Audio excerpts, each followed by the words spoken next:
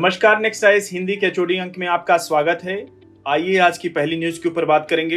इस न्यूज को द हिंदू ने कवर किया था अपने पेज नंबर 10 पर और आईआर सेक्शन से जुड़ी हुई न्यूज है जो जीएस पेपर 2 के अंतर्गत शामिल होगी। न्यूज यह है कि ब्रिटिश प्रधानमंत्री कीर स्टारमर ने अमेरिका और फ्रांस नेताओं के साथ मिलकर यूनाइटेड नेशन सिक्योरिटी काउंसिल में स्थायी सीट के लिए भारत की दावेदारी का समर्थन किया ताकि इसे और अधिक रिप्रेजेंटेटिव बॉडी यानी प्रतिनिधि निकाय बनाया जा सके जो पैरालाइज बाय पॉलिटिक्स यानी राजनीति से पंगु ना हो। गुरुवार को यूनाइटेड नेशन जनरल असेंबली यानी यूएनजीए में अपने भाषण के दौरान श्री स्टारमर ने ग्लोबल मल्टीलैटरल सिस्टम यानी वैश्विक बहुपक्षीय प्रणाली को अधिक प्रतिनिधि, अधिक उत्तरदायी बनाने के लिए सुधारों का आह्वान किया। भारत, अफ्रीका, ब्राजील, जापान और जर्मनी के लिए स्थायी प्रतिनिधित्व के अलावा यूके ने सुरक्षा परिषद के निर्वाचित सदस्यों के लिए अधिक सीटों की भी वकालत की। अगले न्यूज की ओर बढ़ेंगे।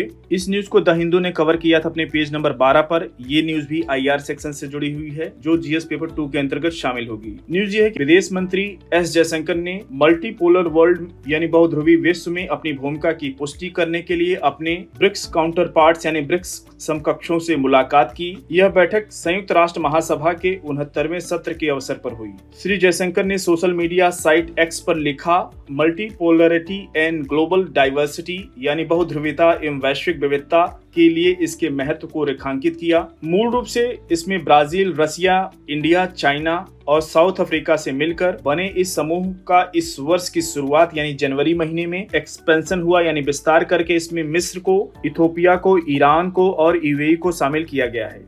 गुरुवार को बैठक ब्राजील के विदेश मंत्री मौरो वियरा ने बुलाई थी। मंत्री ने कहा कि समूह ने बहुपक्षवाद में सुधार और विकास को मजबूत करने पर ध्यान केंद्रित किया है। श्री जयशंकर के अनुसार उन्होंने एसडीजी यानी सतत विकास लक्ष्यों, ऋण, फेयर ट्रेड यानी निष्पक्ष व्यापार, गरीबी उन्मूलन पर चर्चा की। अगली न्यूज की ओर बढ़ेंगे।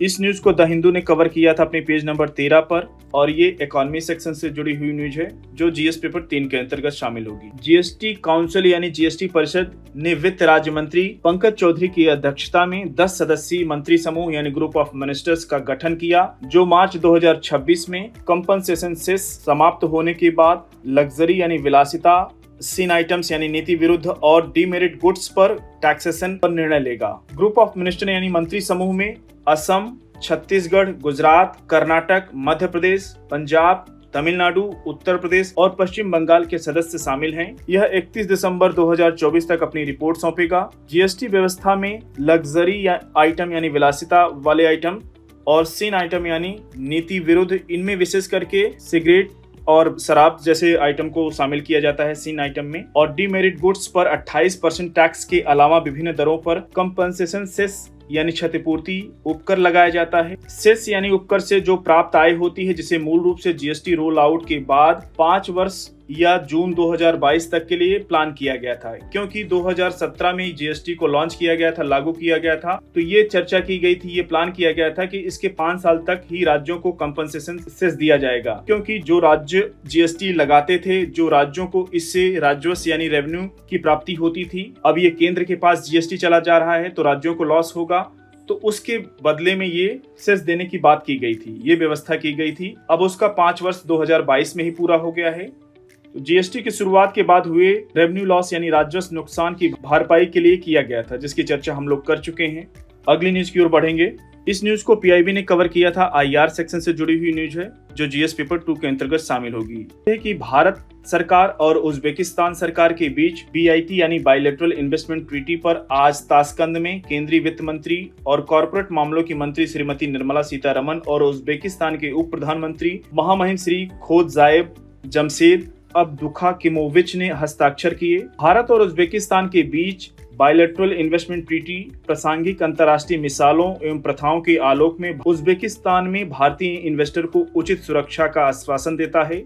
यह मध्यस्थता के माध्यम से डिस्प्यूट सेटलमेंट यानी विवाद निपटान के लिए एक स्वतंत्र मंच प्रदान करते हुए उपचार एवं गैर भेदभाव न्यूनतम मानक का आश्वासन देकर इन्वेस्टर की सुविधा के स्तर को एवं उनका विश्वास बढ़ाएगा। अगली न्यूज की ओर बढ़ेंगे। इस न्यूज को पीआईबी ने कवर किया था, इकोनॉमी सेक्शन से जुड़ी हुई न्यूज है जो जीएस पेपर 3 के अंतर्गत शामिल होगी। न्यूज यह है कि पर्यटन अर्थव्यवस्थाओं एवं समाजों को आकार देने, वैश्विक समझ, रोजगार सृजन और इंक्लूसिव डेवलपमेंट यानी समावेशी विकास में योगदान देने में महत्वपूर्ण भूमिका निभाता है।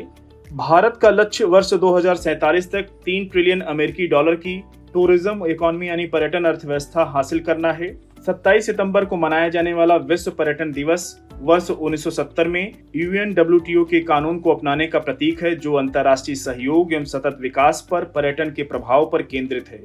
वर्ष 2024 का थीम टूरिज्म एंड पीस यानी पर्यटन, सांस्कृतिक आदान प्रदान और शांति निर्माण के बीच संबंध पर प्रकाश डालती है। जॉर्जिया इस कार्यक्रम की मेजबानी करेगा, जो अपनी सांस्कृतिक विरासत और सतत पर्यटन के प्रति प्रतिबद्धता को प्रदर्शित करता है। अगली न्यूज की ओर बढ़ेंगे। इस न्यूज को ऑल इंडिया रेडियो ने कवर किया था। IR सेक्शन से जुड़ी हुई न्यूज है, जो GS पेपर 2 के अंतर्गत शामिल होगी। न्यूज ये है कि ग्लोबल इनोवेशन इंडेक्स यानी वैश्विक नवाचार सूचकांक 2024 में भारत 133 वैश्विक अर्थव्यवस्थाओं में 39वें स्थान पर पहुंच गया है। ये बहुत बड़ी उपलब्धि है।